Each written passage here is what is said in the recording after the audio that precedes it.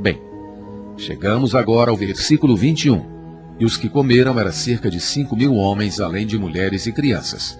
Logo a seguir, compeliu Jesus os discípulos a entrar no barco e ir adiante dele para o outro lado, enquanto ele despedia as multidões. O Senhor compeliu os discípulos a deixá-lo, a fim de que ele tivesse mais tempo para orar em particular ao Pai. Versículo 23. E tendo despedido as multidões, subiu ao monte sozinho para orar. Ao anoitecer, lá estava ele, só. Na posição de homem, capítulo 4, versículo 4, o Rei Celestial como filho amado do Pai, capítulo 3, versículo 17, precisava orar sozinho a seu Pai que estava nos céus, para ser um com ele e tê-lo consigo em tudo o que fizesse na terra, com vistas ao estabelecimento do reino dos céus. Ele fez isso não no lugar deserto, mas no monte, longe de todo o povo, até mesmo de seus discípulos, a fim de ficar a sós para contatar o Pai. A hora aqui era mais avançada, já estava anoitecendo. Versículo 24. Entretanto, o barco já estava no meio do mar, açoitado pelas ondas, porque o vento era contrário. Em alguns manuscritos antigos lê-se há muitos estádios da terra.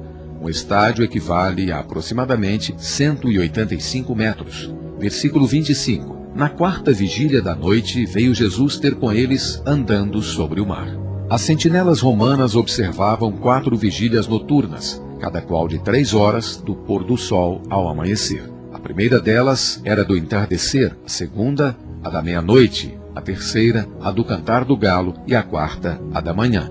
Marcos capítulo 13, versículo 35. A quarta vigília era, provavelmente, das 3 às 6 horas da manhã. Enquanto seus discípulos eram afligidos pelas ondas, o Senhor andava sobre o mar. Que maravilha!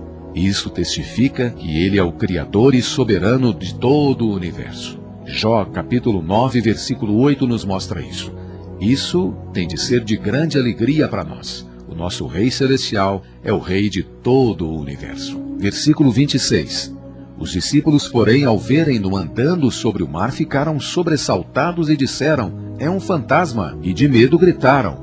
Mas Jesus imediatamente lhes falou, dizendo, tende ânimo, sou eu, não temais. Versículo 28. Respondendo-lhe Pedro, disse, se és tu, Senhor, manda-me ir ter contigo sobre as águas. E ele lhe disse, vem. E Pedro, descendo do barco, andou sobre as águas e foi em direção a Jesus. Reparando, porém, no forte vento, teve medo, e começando a submergir, gritou, Senhor, salva-me. Pedro desceu do barco e andou sobre as águas pela fé na palavra do Senhor. Que maravilha! É assim que devemos andar. Andar pela fé no falar do Senhor. Entretanto, quando viu o vento forte, sua fé desvaneceu. Ele deveria ter continuado a andar pela fé na palavra do Senhor e não olhar para as circunstâncias. Ou seja, não olhar para o que via, não olhar para o exterior. Ao seguir o Senhor, devemos andar por fé e não pelo que vemos. Como está escrito em 2 Coríntios, capítulo 5, versículo 7. Muito importante esse versículo, amigo. 2 Coríntios, capítulo 5, versículo 7. Versículo 31 diz, e imediatamente Jesus, estendendo a mão, segurou e lhe disse, homem de pouca fé, por que duvidaste? Visto que o Senhor dissera a Pedro, vem, Pedro deveria ter se baseado nessa palavra e não ter duvidado. Assim o Senhor o repreendeu. A fé vem da palavra do Senhor e se baseia nela. A fé vem da palavra do Senhor, repetindo, e se baseia nela. Desde que tenhamos a palavra do Senhor, devemos simplesmente crer nela e não duvidar. Versículo 32. Subindo eles no barco, cessou o vento. Esse milagre testifica não somente que o Senhor é soberano dos céus e da terra, mas também que cuida das adversidades de seus seguidores. Os seus seguidores encontram dificuldades pelo caminho, mas o Senhor cuida de cada uma delas. Louvado seja o Senhor. Quando temos o Senhor no nosso barco, o vento cessa. O relato dos 2 milagres neste capítulo implica que durante o tempo em que Cristo estava sendo rejeitado nos círculos religiosos e políticos, ele e seus seguidores estavam no lugar deserto e no mar tempestuoso. Em qualquer situação, ele foi capaz de provê-los de suas necessidades e, em meio às adversidades, conduzi-los até o destino. Que maravilha! Aleluia! Versículo 33. E os que estavam no barco o adoraram, dizendo, verdadeiramente és o Filho de Deus. Reconhecer que o Senhor é o Filho de Deus é perceber que Ele é igual a Deus. Evangelho de João, capítulo 5, versículo 18.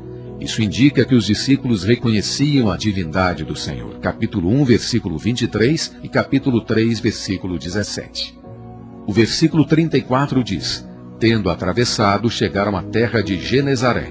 E conhecendo os homens daquele lugar, mandaram avisar a toda aquela circunvizinhança e trouxeram-lhe todos os doentes. E rogavam-lhe que os deixasse apenas tocar a franja da sua veste. E todos quantos tocaram foram completamente curados. Bendito seja o Senhor. Todos os que tocam o Senhor são curados em suas almas. São salvos, são redimidos, recebem a salvação de Deus. Aleluia. Chegamos ao capítulo 15 do Evangelho de Mateus. Então vieram de Jerusalém a Jesus alguns fariseus e escribas e perguntaram: por que transgridem os teus discípulos a tradição dos anciãos, pois não lavam as mãos quando comem pão? Embora o Senhor tivesse abandonado os fanáticos que o rejeitavam, nem assim deixaram de perturbá-lo. Saíram de seu centro religioso, Jerusalém, e vieram até ele para implicar com ele. Entretanto, a perturbação deles proporcionou-lhes outra oportunidade para revelar a verdade sobre a verdadeira limpeza. Isso revela que na questão de seguir o Senhor, os discípulos não guardavam as tradições, atentavam apenas para a presença do Rei Celestial e nada mais. O versículo 3 diz: ele lhes respondeu: por que transgredis vós também o mandamento de Deus por causa da vossa tradição? Os fanáticos judeus acusaram os discípulos do Senhor de transgredirem sua tradição, mas o Senhor os condenou por transgredirem o mandamento de Deus por causa da sua tradição. Eles se importavam com a sua tradição, mas ignoravam o mandamento de Deus. Em princípio, o povo religioso hoje faz o mesmo. Versículo 4 diz: porque disse, honra teu pai e tua mãe, e quem maldisser a seu pai ou a sua mãe, seja punido de morte. Ao tratar aqui com os fariseus e escribas, o Senhor não somente os condenou por anularem a palavra de Deus por causa das suas tradições, mas também deixou claro, implícito, que o homem deve honrar os pais. Deus, em seu governo entre os homens, ordenou que o homem honrasse os pais. Entre os 10 mandamentos, ele fez desse o primeiro que diz respeito às relações humanas. A natureza humana caída, entretanto, sempre leva o homem a ignorar os pais, isto é, rebelar-se contra o governo de Deus. Para trazer o homem de volta ao governo de Deus, o Senhor, como Rei Celestial, enfatizou que o homem deveria honrar os seus pais.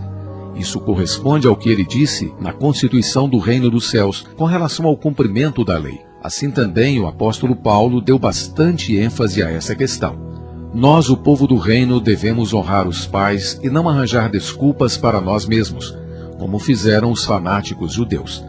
Arranjar qualquer pretexto indica que não estamos sob o governo celestial, mas seguimos nossa natureza caída e a tendência rebelde da geração de hoje.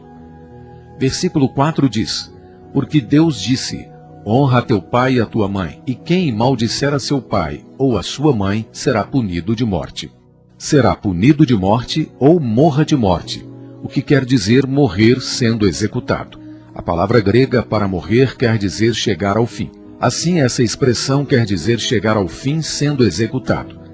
É a citação dos 2 versículos da Septuaginta, Êxodo capítulo 21, 17 e Levítico capítulo 20, versículo 9, nos quais traduziu-se a expressão idiomática do hebraico. Versículo 5 diz: vós, porém, dizeis, aquele que disser a seu pai ou sua mãe, aquilo que poderias aproveitar de mim é agora oferta a Deus, esse de modo algum terá de honrar a seu pai ou a sua mãe.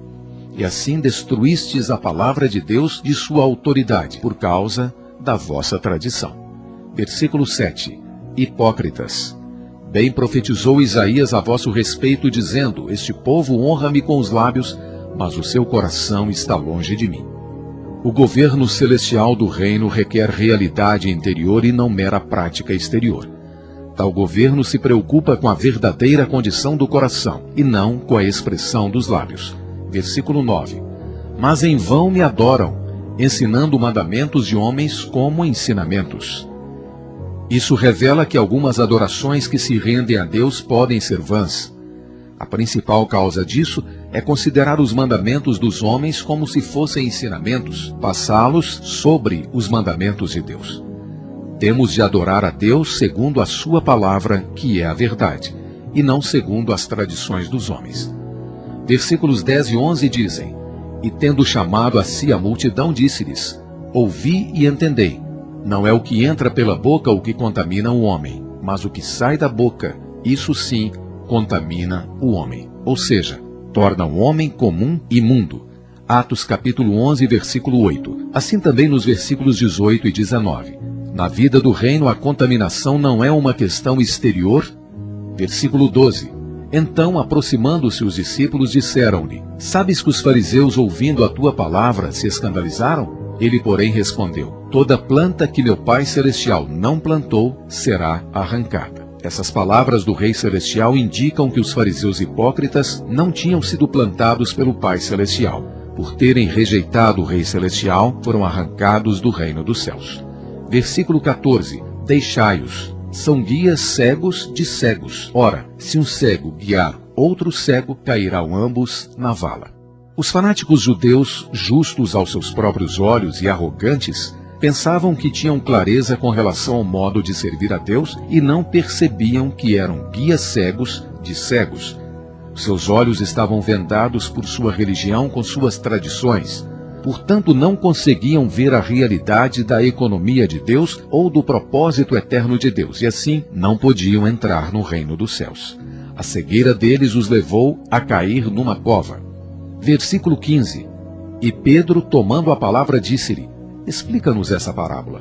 Disse Jesus: Também vós estáis ainda sem entendimento? Não compreendeis que tudo o que entra pela boca vai para o ventre e é lançado na latrina? Mas o que sai da boca procede do coração, e isso é o que contamina o homem. Porque do coração procedem maus pensamentos, homicídios, adultérios, fornicações, furtos, falsos testemunhos, blasfêmias. São essas coisas que contaminam o homem, mas o comer sem lavar as mãos não contamina o homem. No reino dos céus, a contaminação não se relaciona com as coisas materiais, e sim a questões morais.